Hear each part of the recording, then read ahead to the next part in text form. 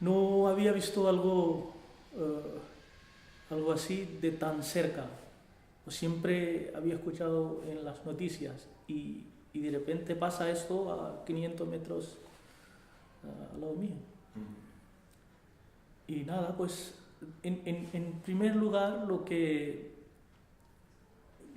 creo que todo lo que tienen alguna relación con Islam o algún país islámico, en primer lugar pues siempre piensan a ver quién ha hecho, de qué país será y cómo vamos a enfrentar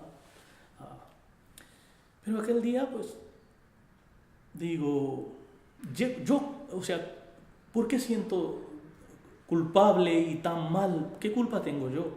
Pues, si yo no estoy con aquella gente, yo estoy con la gente de paz, con las víctimas.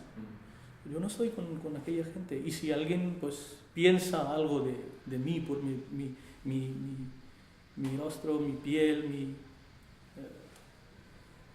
mi imagen, pues piensa mal.